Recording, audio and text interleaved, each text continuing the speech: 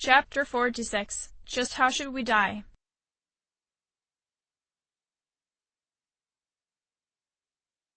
3 December 2009.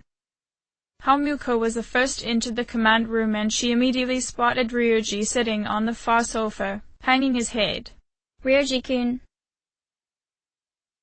The boy's head immediately shot up to the brunette. A smile automatically appeared on his face before he remembered the situation. Hamuko-chan. His blue eyes went towards the blank-faced boy beside her. Minato-kun. Mitsuru watched as everyone filed in and took a seat. Is everyone present? She asked as she did a head count. Fuka looked over at Ryoji worriedly. Are you okay, Ryoji-kun? The boy flashed her a smile, one similar to Minato's reassuring smirk. Yeah, I'm okay. Thanks. He nodded to the kind girl. He knit his eyebrows together. Besides, there's more I have to tell you guys. Hikari sighed. Ryoji-kun. Mitsuru nodded at the boy. There are many questions we need answered. To begin with, you said shadows were here to facilitate the rebirth of the maternal being. She frowned as it all sounded very vague. Please elaborate on this. This maternal being is called Nyx. Ryoji stated with his eyes closed. Who the hell's Nyx? Junpei frowned. An uncharacteristic look of seriousness painted over Ryoji's face as he explained. Nyx is the mother of shadows. In ancient times, she bestowed death to this world. He sensed Hamuko and Minato tense up at that. If she is awakened, darkness will once again cover the land, and all life will vanish. Akihiko straightened up. All life will vanish? Mitsuru's frown deepened. Are you saying everyone will die? Ryoji shook his head. It would be more accurate to say that. His eyes scanned the group around him. Everyone will forfeit the will to life. The redhead clenched her teeth. Are you talking about the lost? Looking around seas, she noticed everyone quickly came to the same conclusion as she did.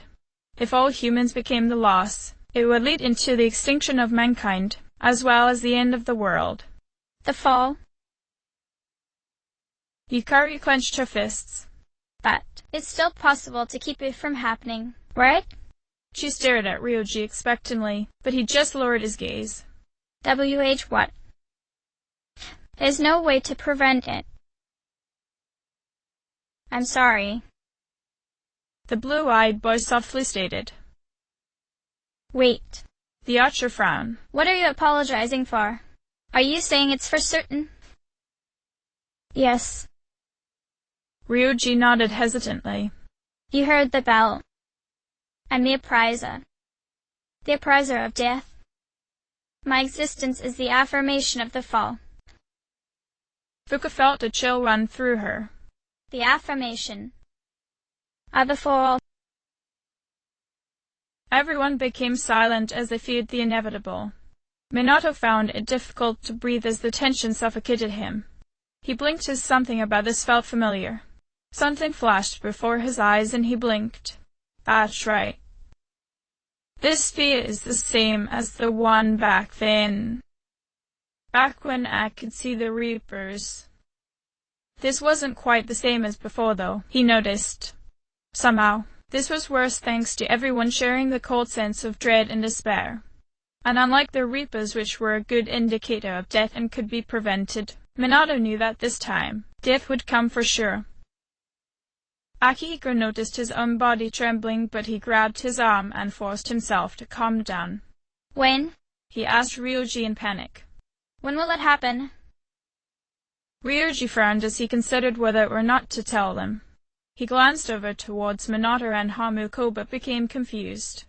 The brunette seemed terrified for her life as Minato mentally locked himself away from the world again. It pained Ryoji to see them that way, but he finally spoke. I'm afraid you will not live to see spring. Junpei freaked out. But that's not too far away. He looked over to the seniors and Yukari sitting across from him, hoping they'd say something, but noticed they remained silent as identical looks of terror filled their faces. Junpei tried to laugh. What are you guys freaking out about? All we have to do is defeat the snakes. He put on a smirk. And that won't be a problem 'cause we've never lost. He turned towards Hamuko. Right? The brunette lifted her arms to hold her head. Is that possible? She asked in a broken whisper. Her best friend's smile faltered as he tried to get Minato to say something. Did you? Minato shook his head as he drowned in his fear. Defeating Nyx is impossible. Everyone looked up at their leader in surprise. Death is inevitable. The cat boy's eyes widened as the blue-haired boy's words only seemed to make things worse. Ichi, come on. That's not the leader I know. Ryoji stared at the twins painfully before trying to explain things to Junpei. It has nothing to do with strength, ability, or power, he stated as he shook his head. Just as all living things die, and the flow of time is continuous, Nyx cannot be defeated. Minato understands this better than anyone. Junpei refused to acknowledge that. What? That's bullshit, the cat boy exclaimed. Ken frowned to himself. This is all so sudden. Ryoji looked at them all seriously. I was born from a collection of shadows, but now I have a human form. He smiled. So I can talk with you, laugh with you, cry with you. All gifts I received because I was inside them. He nodded to Hamuko and Minato. Of all the people on Earth, it was them who carried me. He closed his eyes as an idea came to him. Thanks to that, I am able to give you a choice. A choice. Yukari was surprised. Nyx's coming cannot be avoided, Ryoji continued.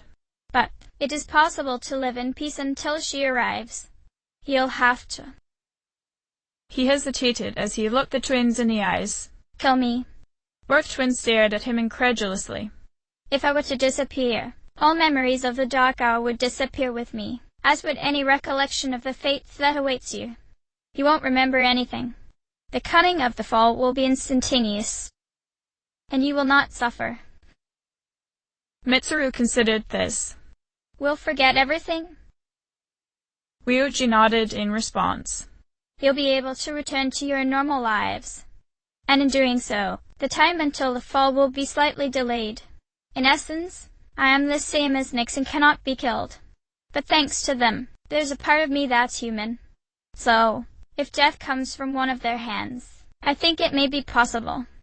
He refused to look away from the twins. Fuka studied Minato's pained face before looking back at Ryoji. She sadly lowered her gaze as this was a difficult decision.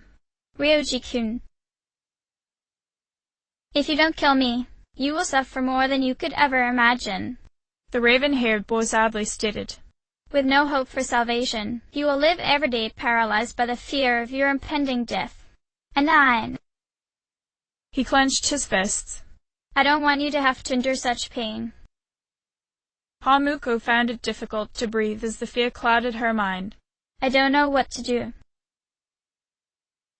Yeah. Fuka agreed. Yukari shook her head. I don't want my memories to be erased, she stated. To forget everything would be like hiding from the truth. Ryoji turned to her. Would that really be such a bad thing? He asked. All that awaits you now is despair. You don't know the terror of absolute death. He looked over to Minato as he knew the blue-haired junior understood. Tell them. You've carried me inside you for all this time. Because of me, you saw death come time and time again. What does he mean by that, Yuki-san? Ken stared at their leader. You can see death? You didn't have to bring that up, Ryoji. Minato said with a frown. Sensing when others die isn't something I take pride in. He hung his head, causing his bangs to fall over his face. It's scary. The junior mumbled. To sense death on someone yet be unable to stop it. He let out a choked sob. Over and over again. What? Hikari stared at her friend in disbelief. All this time, you could do that, and you never told us? What was the point? Minato snapped his head up. Bringing them up wouldn't have changed anything. I saw Reapers on Shinji, Ni, and Chidori from the very beginning, and look at where we are now. Hamuko tensed up beside him as he mentioned Shinjiro while Junpei angrily glared at the ground. Even if I can no longer see them, nothing's changed. Right now, I'm sure all of us are marked. No one can stop death. Then what the hell are we supposed to do? Junpei demanded to know. Hamuko quickly defended her brother. Back off, Junpei. She glared at her best friend. She glanced over at her despondent twin. Doesn't know. None of us do. Hamuko-chan. Ryoji frowned as it was strange to see her so uncertain. He turned back to the rest of the team. Please. Ryoji begged them. Don't make your decision without at least thinking about what I've said. Ken shook his head. Why is this happening? You don't have to decide right now. The raven-haired boy told the team as he stood up. You have until December 31st, New Year's Eve, to think about it. After that, I'll dissolve into the blackness of the dark aura and become intangible. Ryoji. Junpei frowned at him. I will disappear with the coming of Nyx anyways. The shadow boy sighed. So, don't worry about me. I'll be back on New Year's Eve. He left the room and Junpei tried to go after him. Ichie, Ryoji, wait. The cat boy blinked when it seemed like Ryoji just disappeared into the dark hallway. Hikari frowned to herself. Ryoji-kun. Everyone remained silent until Mitsuru decided it was time the meeting was dissolved. We will see him again, on New Year's Eve. She slowly got up and started for the door, glancing back at the twins as she did so.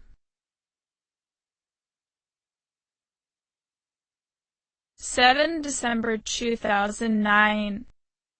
Aigis' form appeared in the crystal ball. A girl falls under the full moon. Then Mother frowned. A boy walks amid shadow, and the boy himself is shadow. Ryoji stood alone in the darkness before transforming into Thanatos. Children who bear shadows within.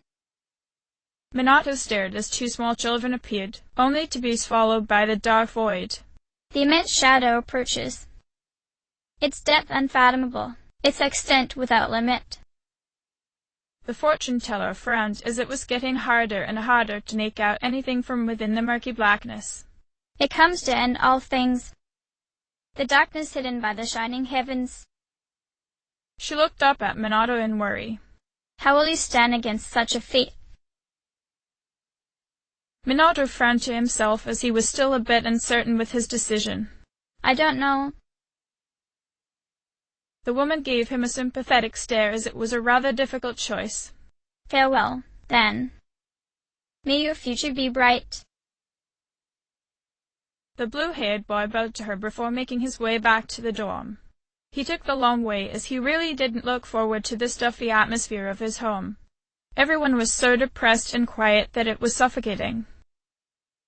Minato tried to bring it up a few times, but the conversations were rather short-lived as nobody wanted to face the reality of the situation. The leader himself was also at a loss. He could either forget about the dark hour or attempt to face the embodiment of death. Either way, he was going to die. Personally, Minato thought both options were equally horrible. If I end up choosing to forget, it kind of undermines the whole point of me getting back my memories of the accident. He frowned. I finally just learned how Mom and Dad actually died. I can't just give that up so easily. But that knowledge came at a price. I was the one who killed them. I'm responsible for their deaths. I might have saved Hamuko, but I was the one who led to Mom and Dad losing their lives. I know now that I don't deserve to be alive. There's no longer a point for me to keep going. Maybe it'd be best to forget. I'd be able to live that happy, reaper-free life I used to always dream about. That doesn't sound too bad. Ryoji said the fall would be instantaneous. I wouldn't have to suffer. I mean, would there really be a point fighting Nyx if we're going to die anyways? Nyx, the 13th shadow. Alrata, the mother of all shadows. To think that was Death's true form. Can I really face something like that? Death is inevitable. I know that the best. I'm too afraid to even imagine what kind of enemy she can be if she embodies that truth. And even if I want to fight Nyx, that doesn't mean everyone else would support me. Maybe they want to forget too. If I fight, who would stand by me? Hamuko and Fuka. True. But would they be enough? Definitely not. I'm pretty sure it'll take more than a fusion spell to stop Nyx. And Fuka can't fight. If Hamuko and I go down, I pretty much doomed her. Koromaru is a possible option to consider since he's as loyal as anyone I could ever hope for. But other than him, who else? Everyone's terrified. It'd be great if we were all on the same page and wanted to fight, but it's not that simple. It's a hopeless battle, and I'm asking them to throw away their lives. They're not like me. They have reasons to live. They deserve a chance to be happy. Mitsuru-senpai, who was the first of us to get her persona. She lost her childhood and father to the Dark Hour. Akihiko-san, who lost his younger sister, and Shinji-ni. Hen, who lost his mother. Koromaru, who lost his master. Yukari, who lost her father. Junpei, who lost Chidori. And Fuke. Can I really put her through the pain of losing me to the Dark Hour? Perhaps it is best if we all forget. Forget the pain. Forget the fighting. Just forget everything about the Dark Hour. We'll have our pseudo-happily ever after and die peacefully. That doesn't sound so bad. Minato groaned. Who am I kidding? It's a horrible idea, but so long as someone gives in to the despair of imminent death, we have no chance to even face Nyx, let alone defeat her. With his mind made up, the junior dragged his feet as he continued down Moonlight Bridge. To fill the silence, Minato slipped on his headphones. He paused as the first song that came up was one he didn't expect. The soft, melancholy melody of the piano crisply played in his ears. Sleepwalk. My eyelids are lured to the darkness of memories. Like snow softly killing a flower, I should have known nothing repeats. The hands of time erase me, however. It's strange that I am crying from the bottom of my heart. Minato kept his head down as he increased his pace. He could feel something within his chest stir as tears began streaming down his cheeks without warning. Am I really okay with forgetting, though? I can see the brilliance in everything mundane, even in the smoky air of the crowded streets, since I don't want to lose the burning glimmer of everyday moments I start to walk. The Dark Hour is what brought us together in the first place. If we forget that, what would that do to us? More questions filled his mind, but he couldn't bring himself to stop the song as he drowned in doubt. Hiochida dormitory is filled with the people who first welcomed Hamukurami here. For the past year, we lived together, eat together, walked to school together, had fun together. We aren't just bound to each other because of the dark hour, but I wouldn't have come to know them without it. Can I really allow myself to forget how we met and bonded? As he became lost in his thoughts, he missed the song's second verse, but the sharp chorus cut through his mind. I can see the brilliance in the mundane tomorrows. It's the same voices, the same meetings. That's all it is. Pain grazes this life of mine, brightly lights it and strokes it. So now I start to walk. Minato found himself stopped in the middle of Moonlight Bridge. He blankly stared at the familiar sight as he took in a deep breath. Images of the burning car, his parents, Hamuko, Aigis, and death flashed before him, but he looked past all of that as he gazed out towards the glimmering ocean. His blue eyes widened as he never noticed how beautiful it was. It may have been his imagination, but he thought he could hear Ryuji's voice. It's so beautiful. It hurts. It is. The blue-haired boy cracked a small smile. But that's what makes life so worth it, Ryuji. Someone's love song resounded merely in the desolate winter, as if it were my own. My heart trembles. Minato faced the end of the bridge. I can see the brilliance in everything mundane, even in the breath of the moment when we hold hands, since I don't want to lose the burning glimmer of everyday moments. I start to walk. His hands went up to his headphones and he nodded to himself.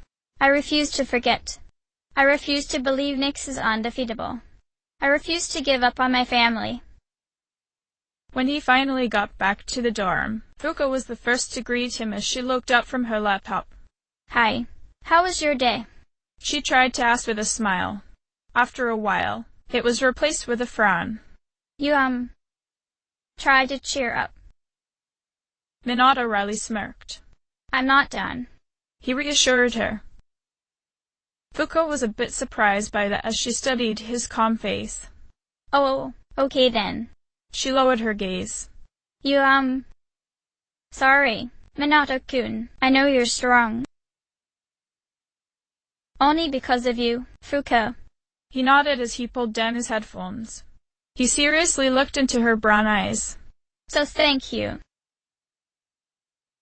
Ah? The girl blushed as it came out of nowhere. Oh, you're welcome. Thinking something was wrong, she continued to search his face for anything out of place, but she noticed Minato's blue eyes gleaming in a new determination she had never seen before. Fuko, what's wrong? He asked as he got closer to her. Are you feeling sick? Or maybe this whole Nyx thing is getting to you? Sorry. She shook her head at him. I guess I'm the one who's most confused. The teal-haired girl noticed Minato pausing to consider something. Thinking he must have been considering their options too, she asked him for his opinion. So, Minato-kun, have you decided what you're going to do? The boy blinked before he put on a small smile. Yes, I have. He nodded. Fuka managed to smile at that. You're so brave, Minato-kun, she said in admiration. She shook though as she wished she could share his courage. But I'm scared. Fuk. Minato gently took her hands and pressed them to his lips. I'm scared too, but I won't let that stop me from doing what I think is right. As your harbor of courage, I'll be here. Fuker. No matter what happens, I'll always love you. I won't leave you, ever. The girl threw her arms around him. Thank you, Minato-kun. She frowned though as she still couldn't decide for herself what she wanted. What are we going to do? It'll be all right. Her boyfriend reassured her. Minato frowned though as he realized he would have to allow everyone else to come to terms with fighting on their own. 10 December 2009. The entire dorm gathered around the table to hold another meeting. Everyone remained silent, though, as nobody knew where to begin. Eventually, Yukari let out a sigh as she decided to be the one to start the meeting. Well, it's been a week. What are we going to do? She glanced over at the teal-haired junior beside her. You okay, Fuka? The quiet girl lifted her head in surprise as she stared at the archer. You just seem so calm. We have to make a decision. Yukari frowned. I mean, it's been such a drag around here lately, and no one will go to Tartarus. Mitsuru nodded in agreement. You're right. We humans are quite resilient. We can adapt to any situation, given enough time. She looked at the rest of the team.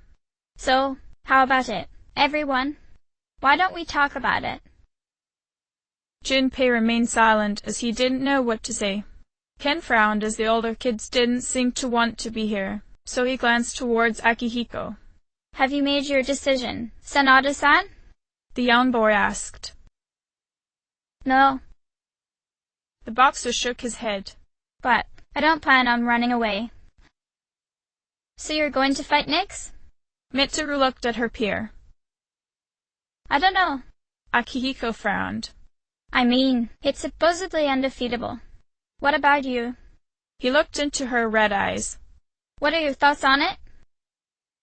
Honestly, the student council president sighed. This is the first time I've ever really contemplated my own death.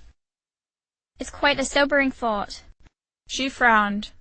I don't want to suffer. And I don't want to kill Ryoji. But either way, we still die. So, there is no simple answer. Fuka studied everyone's expressions and saw they shared the same sentiments. Then, do we all agree that we don't want to hurt Ryoji-kun?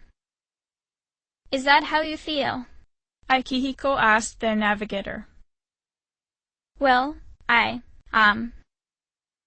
She frowned as killing Ryoji didn't quite bode well with her, especially since the raven-haired boy resembled someone very precious to her. She looked over towards Minato to see what he was thinking. Lately, he's been so quiet, but his eyes still glowed in that strange, odd fashion. It was like he was waiting for something to happen, but Fuka couldn't tell whether it was because he wanted to forget our fight. She lowered her gaze and sighed. Yukari gave Fuka a wry smile. It's okay, Fuka. I mean, it's not natural to choose how you're going to die. The archer glanced up at the cat boy across from them. What about you, Junpei? Have you decided? No. He simply responded. What's the matter? Yukari tried teasing him. Scared. Junpei's eyes snapped towards her. What the hell do you mean by that? He asked. You think this is a joke? Surprised by his reaction, Yukari frowned. Junpei, we're going to die. He yelled. Of course I'm scared. He glared at everyone else. You all need to wake up. This is death we're talking about here. Everyone remained silent as they didn't have anything to say in response to his outburst. Mitsuru shook her head as she tried to keep things under control. Then, what do you want to do? She asked the junior. Do you want to kill him? Junpei shook his head. There's nothing I can do. The only ones who can kill him are... He glared at the red-eyed junior sitting next to him. Hamuko. He scowled as he turned on his best friend. The brunette blinked as the boy suddenly grabbed her by the shoulders. Did you ever notice? You had that thing inside you and you didn't notice. He shook the girl. Can't you do anything about it? Hamuko could feel herself wanting to cry. How could I have known? The co-leader asked him. Do you think this is easy for me? Junpei. Yukari tried to break it up, but paused when Minato shook his head. Leave her alone, Junpei. The blue-haired boy sternly stated. He stood behind the couch, directly behind the Cat Junior. If you want someone to blame, then blame me. Hamuko never had a choice in this. His sister turned her head to look at him. Ni-san. Junpei frowned to himself as he mulled over his thoughts. Come to think of it, you were the one who saw death. He stood up to face their leader. You raised it. Damn it. This is all your fault. So you should do something about it. His grey eyes angrily flashed as he punched Minato, causing the shorter boy to stagger backwards. You're supposed to be special, right? His voice cracked from fear. Minato. Hamuko quickly got up, but she stopped as soon as her brother motioned for her to remain in place. It's okay, Hamuko. He wryly smiled. I deserve at least this much. He lifted his gaze up at the Cap Jr. Junpei's afraid. We all are. But I won't run away. Minato slowly picked himself up off the ground. That's why. I already made a decision. Everyone looked at their leader in surprise. Junpei shook his head. How the hell can you be so calm? He angrily asked the blue-eyed junior. Without thinking, he pulled Minato over the back of the couch by his uniform jacket. We're going to die, you bastard. You think this is a game? Yukari shook her head as she couldn't watch any more of their fight. Stop it, Junpei. Hamuko grabbed her best friend's arm. Junpei, let him go. Let's not get into another fight. Fuka quickly shook her head. We're all friends, aren't we? She tried to defuse the situation. Friends? Minato frowned at that. I think you have it a bit wrong, Fuka. He steadily looked into Junpei's fearful grey eyes. You guys are my family. The first real family Hamuko and I have had in years. That's why. I can't afford to hesitate. Both options lead to death, but there's one I could never pick. Sadness filled his blue eyes. Not if it means losing my family. Why you? Junpei glared at him but finally let the shorter boy go. The taller junior lowered his gaze as he took a moment to recollect himself. Everyone remained silent as they had a feeling they knew what Minato wanted, but no one dared to voice it aloud. It was a suicide mission after all. When everyone calmed down enough, Yukari shook her head as she looked back towards Junpei. It's not their fault. Them carrying it is the only reason we even have this choice. Junpei forced himself to look away from the rest of the team. I know that. Damn it. What? Junpei faltered. In my head, I might know. I'm sorry for teasing you, Junpei. Yukari apologized. I was just trying to lighten up the situation. She looked at the rest of C's as they stared at Hamuko worriedly. Personally, I don't want to forget everything. I've learned so much since coming here. Minato smiled at that.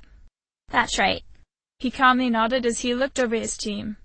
I still stand by what I said before. Despite all that's happened, I don't regret joining C's.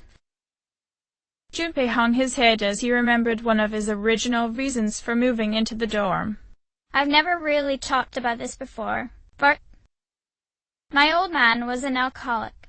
He started drinking after he was tricked into investing his life savings in some telemarketing scam. He drank until he passed out, so he didn't have to face reality. And I hated him for it. He began trembling. Now, I understand how he felt. Everything seems hopeless. I'm so scared. Fuka nodded in understanding. I know how you feel, Junpei-kun. I'm scared too. Yeah. Akihiko sighed. We're all scared. Yes. Mitsuru shivered. I can't stop shaking. Me either. Yukari hugged herself. Junpei looked at everyone and noticed they all felt the same way he did. Yuki-tan. He frowned to himself. I'm sorry I kept feeling like that. Yukari shook her head. I don't think any of us could have stood up to you right now, Junpei. She tried to smile. So don't worry about it. Right, Hamuko? Hamuko couldn't bring herself to look at the others. I'm sorry. Junpei shook his head. You don't have to apologize. I know this isn't your fault. And it's not your brother's either. He frowned as he looked at his hurting knuckles. I didn't mean to lash out at you earlier. The cap boy pulled his cap down. And Minato. It's fine. Junpei. The blue-haired boy shook his head. He studied the rest of the dorm inside. You all still trying to work out for yourselves what you want. I won't force you all to join me, but just know that I won't change my mind. I fully intend to take responsibility and I won't run. You're all important to me and I don't want to lose these bonds. Mitsuru smiled at his words but decided that this was a good place to end the meeting. All right. She sighed. I don't think we're prepared to make a decision just yet. She addressed everyone else. Ryuji said he'll be back on New Year's Eve, so we still have time to think about it. She looked at all C's. So until then, let's just try to live our lives as normally as possible.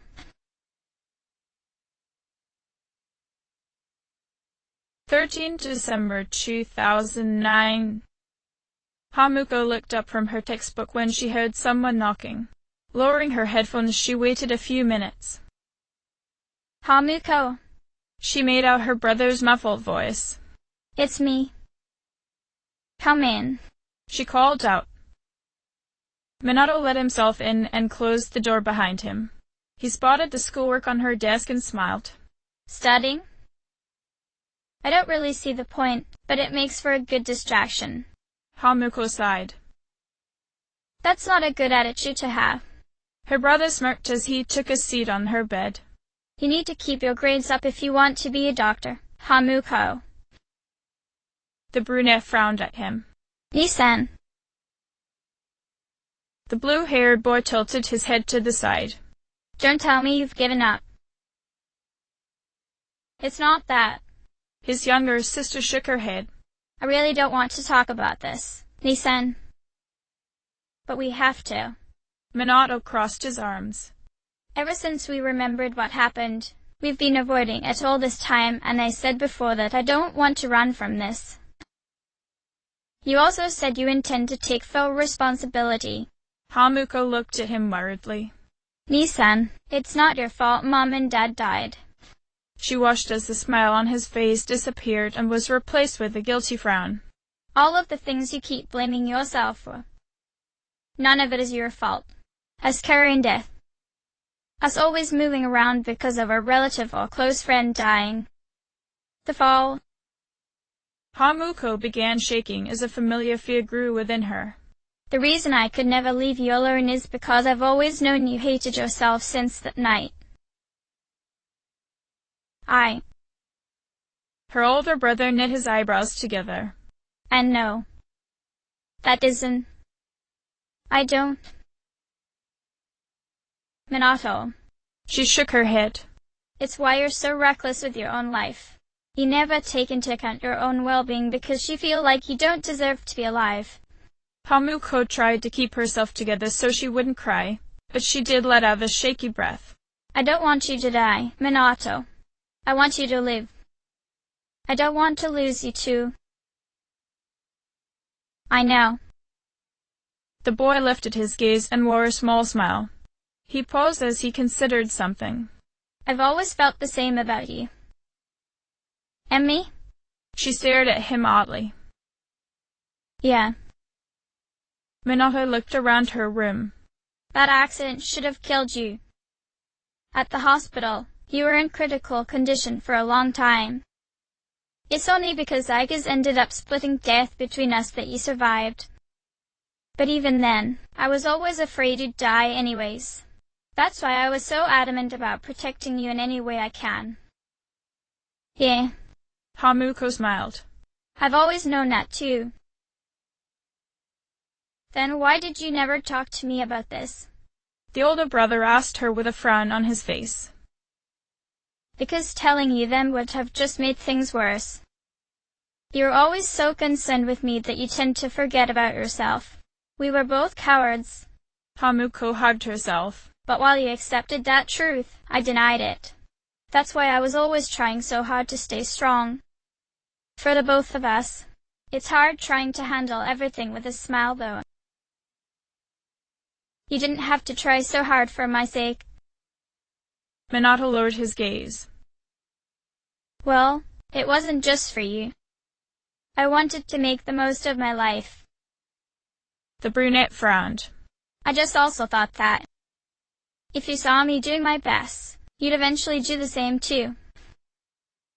We really are each other's greatest weakness. Minato fell backwards onto the bed and painfully groaned. A girl is supposed to be dead and a boy who doesn't deserve to be alive. What messed up lives we both have. That doesn't change the fact that we are alive. Hamuko sternly stated. We're here, aren't we? And we're together. That's good enough, right?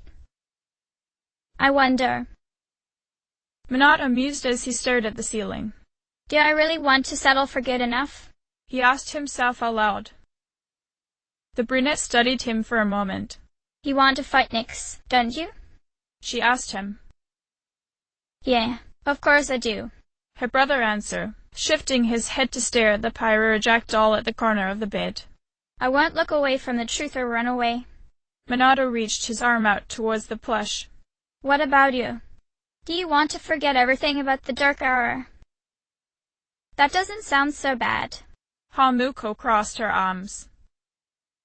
The blue-haired junior frowned as he pulled the doll toward him and stared at the smiling pumpkin-faced troublemaker. I understand if you want to forget you ever loved Ryoji, but can you really say you wouldn't mind forgetting Shinji? What? The brunette stared at her brother in surprise as he rocked himself into an upright sitting position. Minato lightly tossed the stuffed toy up and caught it. What an interesting doll. Did you have this when we moved in? No. She shook her head.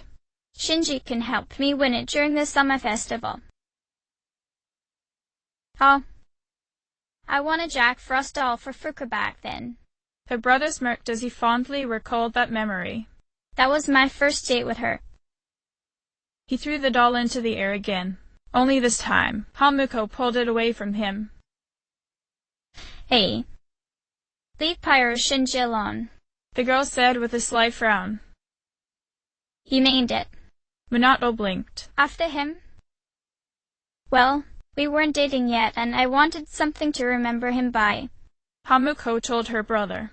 I didn't know he would have rejoined Seas to watch over Ken-kun. She brought the doll to her chest and looked down at her wristwatch. There's no way I could ever forget Shinji-kun. I don't care if we forget the dark hour, but Shinji-kun is important to me. You only met Shinji because of the dark hour, Minato reminded her. You can honestly think you won't forget him. He shivered as he considered what would happen if he forgot the dark hour. His hands automatically reached for his headphones. Are you afraid of forgetting Fuka-chan? His sister asked him. I'm afraid of forgetting I love her, he admitted. What if she forgets about me too? He worriedly asked. Hamuko frowned to herself as she began playing with her headphones. The two of you love each other so much. There's no way you'd forget about those feelings you share. But so long as that possibility exists, I refuse to chance it. Minato frowned. By choosing to fight Nyx, I guarantee I don't forget. Her brother wryly smiled at her. I won't let myself forget about her, Hamuko. I'm where I am now because of Fuka. If I'm your weakness, Fuka-chan is your strength. The brunette mused with a smile. It was a reassuring thought, but it didn't quite dispel Hamuko's worries about the situation.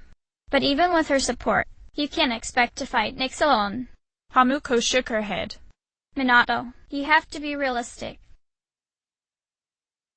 I won't be alone if you fight alongside me. The boy tried to persuade her. You know I can't do this without you either. The two of us alone just isn't enough for this, Minato. Hamuko told him. We're not miracle makers. But we are wild cards. Minato exclaimed, blue eyes flashing. The brunette paused at that, her red eyes growing wide. Her brother stood to his feet. We're like the number 0. We're empty but full of infinite possibilities. Together, we can be more than that, Hamuko. We can go beyond infinity. He held out his hand for her and stared at her expectantly. Hamuko studied his face and noticed the expression he wore was one she thought he had lost long ago. She sighed as she couldn't muster up her courage the same way he is. I'm sorry, Minato. The blue-haired boy's confident smirk slowly faded. He lowered his arm before frowning at his sister. Why not? Because I'm tired of us always having to fight against fate, she stated. Minato paused as the brunette was beginning to cry. You said it yourself? I'm supposed to be dead while you don't deserve to live. No, Nyx can't be defeated, Minato. Even if I know that, I refuse to believe it. Minato shook his head. You were the one to teach me to look to a brighter future. That future no longer exists, Hamuko told him as she wiped up her face. There's no point in us continuing anymore. You were right all along in that in the end. Everybody will leave us. Just like Shinjiro. That's not true, her brother stubbornly stated. We're all bound together by our social links. Look at your watch, Hamuko. That's proof he's still with you. However short of a time that was, he still loved you with all of his heart. It was a precious time to you, and I don't want you to forget that happiness. The red-eyed girl blankly stared at the ticking second hand of her wristwatch. But time is also continuous. Hamuko frowned as she recalled the words spoken to them when they first arrived to the dorm. It's something no one can escape. It delivers us all to the same end. Wishing won't make it go away. She sighed to herself. We can't go back to those happy moments, no matter how much we want to. And everything comes to an end eventually, so why not just accept it? So you're just going to give up? Minato wore a disappointed frown. After everything we've been through, you're going to just throw it all away? He shook his head as he tried to understand her. I just don't get it. After all this time, I didn't expect you of all people to take this lying down. He sighed to himself before turning to face the door. Forget it. He wryly laughed at his words. That's what you want, right? Fuke. Shinji-ni. Ryoji. Let's just forget them all. People only ever leave us in the end. He sighed to himself. That's why we're better off alone. The brunette clenched her fist as she didn't like his bitter tone. Minato, she called out just as he placed his hand on the doorknob. Deep down, I know you're right. She began shaking. But I don't want to fight alone. Not by ourselves. Not against something that will definitely kill us. The younger twin sobbed. I don't want to die. Minato looked back towards her and his expression softened. Neither do I. He sighed. The girl remained silent as she cried to herself, so he gently hugged her.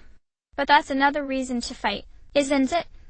There's a small possibility that we can win. We just need to be strong enough to take that chance. Even if I know that, I'm still scared. She buried her face into her brother's chest. I don't know if I can keep staying strong.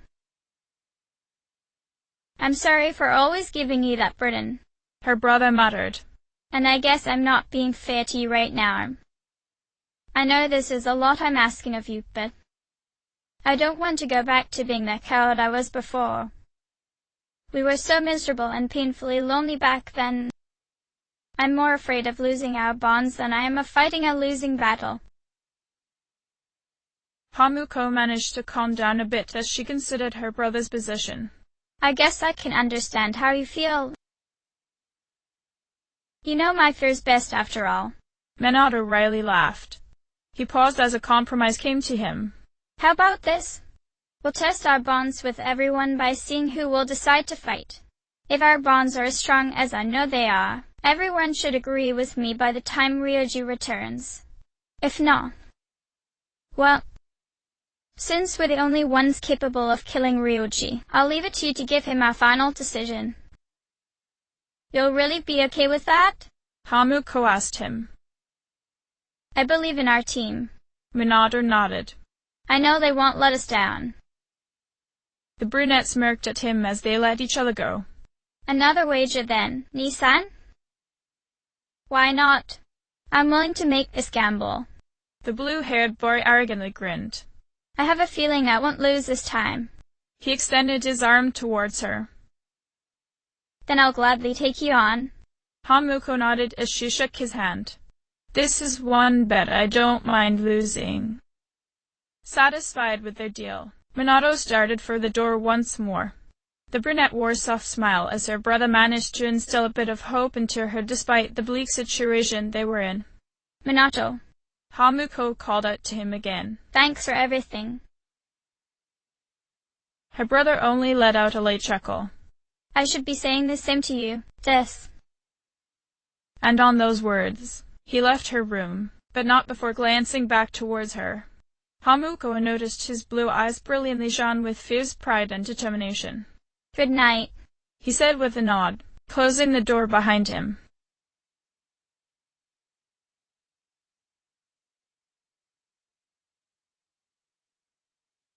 Fuku, you've been staying at that cream machine for a while now.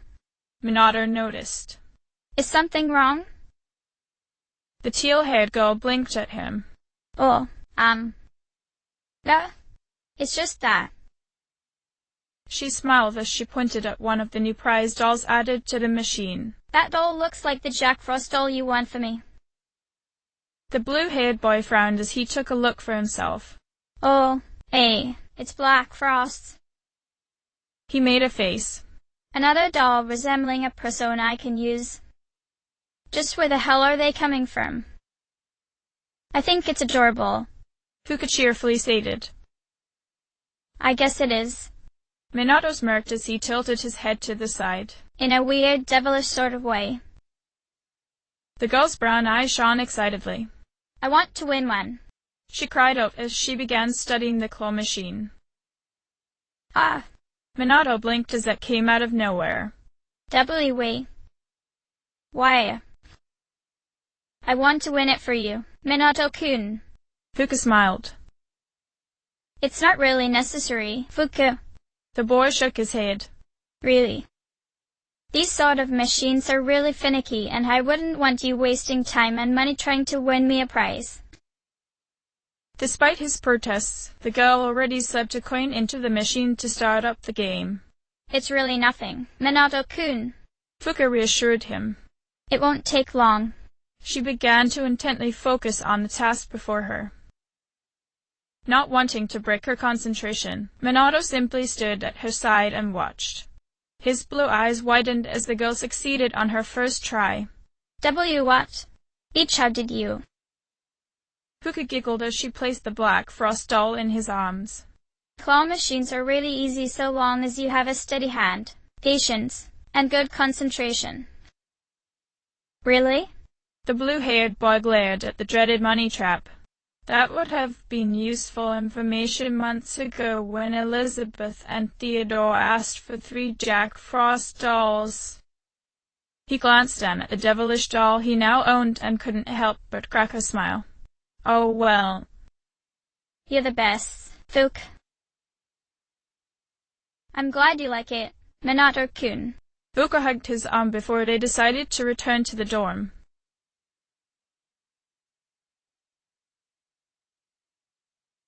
End of chapter.